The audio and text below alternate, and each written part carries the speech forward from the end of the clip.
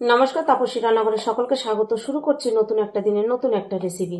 আজ আমি সিদ্ধ ডিম দইয়ের মধ্যে দিয়ে হাতে মাখা অসাধারণ ও নতুন একটা রেসিপি আপনাদের সঙ্গে শেয়ার করব। আপনারা রেসিপিটি প্রথম থেকে শেষ পর্যন্ত দেখতে থাকবেন, স্কিপ করে দেখবেন না, তাহলে কিন্তু বন্ধুরা কিছুই বুঝতে পারবেন না। আর এই রেসিপিটি বানানো যতটাই সহজ, খেতে কিন্তু হয় অসাধারণ। আপনারা এই রেসিপিটি বানিয়ে ভাত, রুটি, পরোটা সবকিছুর সঙ্গে কিন্তু খেতে পারবেন। ডিমের তো অনেক রকম রেসিপি খেয়েছেন, তবে সিদ্ধ ডিম এরকম দইয়ের মধ্যে দিয়ে এই রেসিপিটি একবার করে দেখুন। আমি রেসিপিটি কিভাবে করলাম সেটাই আপনাদের সঙ্গে শেয়ার করব। চলুন বন্ধুরা, আর দেরি না করে রেসিপিটি শুরু করা যাক। দেখুন, ডিমের রেসিপি করার জন্য বন্ধুরা আমি এখানে ডিম আর আলু নিয়ে নিয়েছি। আলুগুলো ঠিক আমি এরকম করে কেটে নিয়েছি। এখানে একটা বড় সাইজের একটা আলু আছে আর একটা ছোট আলু আছে। আপনার আলুটা আপনাদের পরিমাণ মতো বা ডিমও আপনাদের পরিমাণ মতো নিয়ে নিতে পারেন। তবে এখানে আমার ডিম আরও দরকার ছিল, যে কটা ছিল সে কটাই আমি করে নিচ্ছি। এখানে টোটাল 5টা ডিম আছে। ডিমগুলো সিদ্ধ করে আমি ছাড়িয়ে নিয়েছি। আলুগুলো কিন্তু আমি সিদ্ধ করিনি, কারণ আমার সিদ্ধ করা আলু দিয়ে আমাদের ঘরে কেউ কোনো কিছু রান্না করা খেতে চায় না। সেদ্ধ করা আলু দিয়ে রান্না করলে বলে ভালো লাগে না। এক আলুর দম ছাড়া আর কোনো রান্নাই সেদ্ধ করা আলু দিয়ে খেতে পছন্দ করে না। আপনারা আপনাদের পছন্দ মতো আলু সিদ্ধ করেও নিতে পারেন। এখানে একটা বোল নিয়ে নিয়েছি। আমি এখানে নিয়ে নেব টক দই। এরকম বড় টেবিল চামচের 2 টেবিল চামচ টক দই আমি নিয়ে নিচ্ছি। টক দইটা তবে আমি ভালো করে কিন্তু জল ঝরিয়ে নিয়েছি। টক দইটা অবশ্যই এই রেসিপি করার জন্য টক দইটা কিন্তু জল ঝরিয়ে নিতে হবে। এবার এর মধ্যে দিয়ে দিচ্ছি অল্প একটু নুন। এবার টক দইটা আমি ভালো করে ফেটিয়ে নেব। এই দেখুন, আমি একটা চামচ দিয়ে ফেটিয়ে নিচ্ছি। আর এখানে চামচ দিয়ে ফেটিয়ে নিলেই কিন্তু হয়ে যাবে। এবার এই টক দই ফেটিয়ে নিয়েছি, এর মধ্যে এবার ডিম দিয়ে দেব। তবে ডিমগুলো আমি কিন্তু এরকম একটু ছুরি দিয়ে কাট লাগিয়ে নিচ্ছি, তাহলে ভালো হবে। ডিমের মধ্যে নুন, তারপরে মশলা, এটা কিন্তু ভালোভাবে ঢুকবে। তবে ছুরি দিয়ে যে কাটটা লাগাচ্ছি সেটা কিন্তু খুবই দেখুন অল্প করে, তা না হলে কিন্তু ডিমটা রান্না করার সময় ভেঙে যেতে পারে।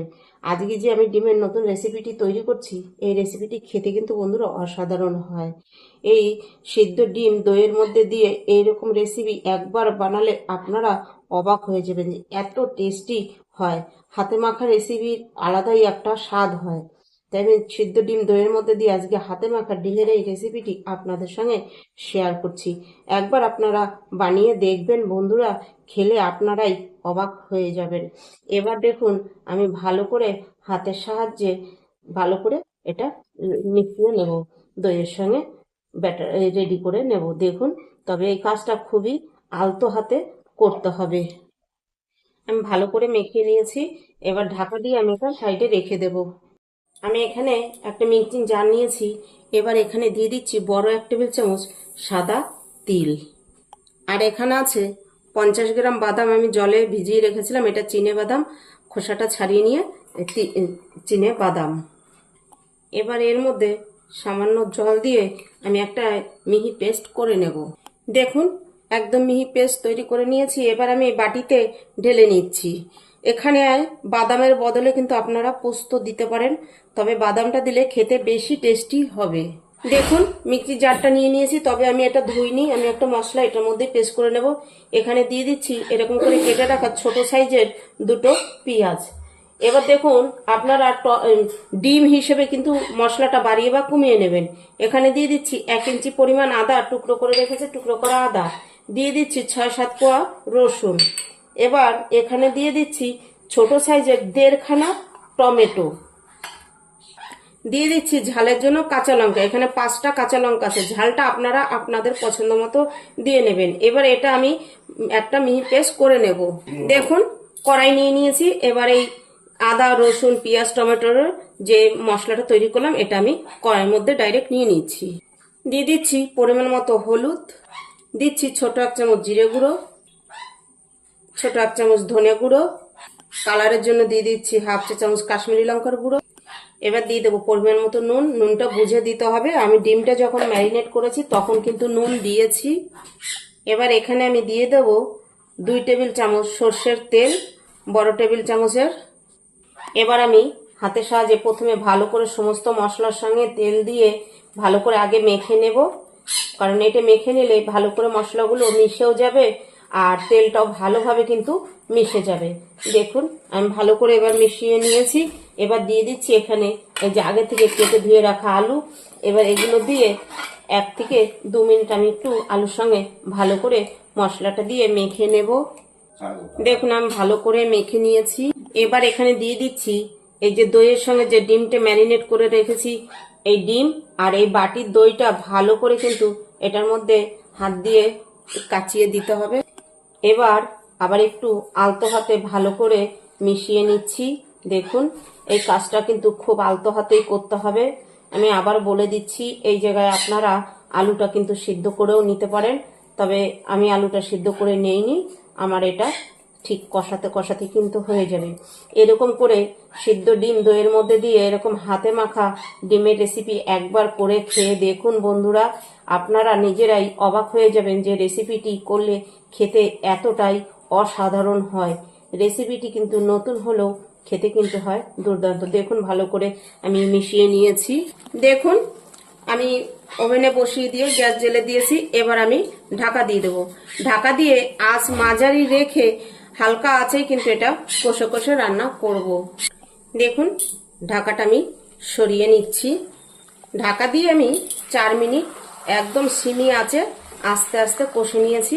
আর এরকম আস্তে আস্তে কিন্তু মাঝে মাঝে নেড়েও দিতে হয়েছে। এই দেখুন আলুগুলো হাফ সিদ্ধ হয়ে গেছে, হাফের থেকে একটু বেশি হয়েছে, আর মশলার কাঁচা গন্ধটাও চলে গিয়েছে।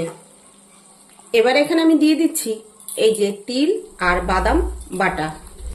এবার এই যে এই বাটিটা ধুয়ে আমি 1 কাপের মতো জল এখন দিয়ে দিচ্ছি। দিয়ে আমি কিন্তু মশলাটা আরো 3 থেকে 4 মিনিট ভালো করে কষে নেব, এই তিলের বাদামের কাঁচা গন্ধ চলে যাওয়া পর্যন্ত। দেখুন আমি আবার ঢাকা দিয়ে দিচ্ছি। এই ঢাকা দিয়েই আমি আরো 4 মিনিট কষে নেব। এরকম করে কিন্তু কষে নিতে হবে।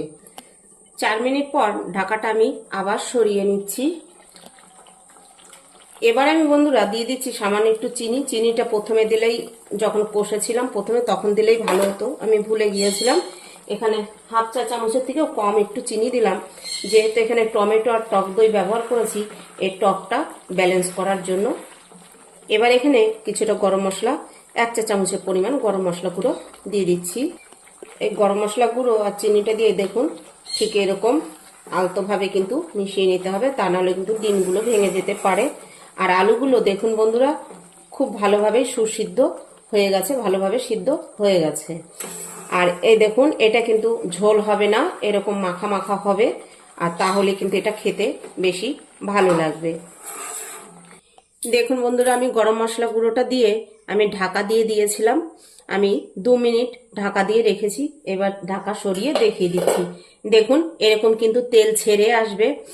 তাহলে দেখুন অসাধারণ স্বাদে একদম নতুনভাবে ডিমের কিন্তু সেদ্ধ ডিম দইয়ের সঙ্গে দিয়ে হাতে মাখা এই রেসিপিটি আপনারাও করুন।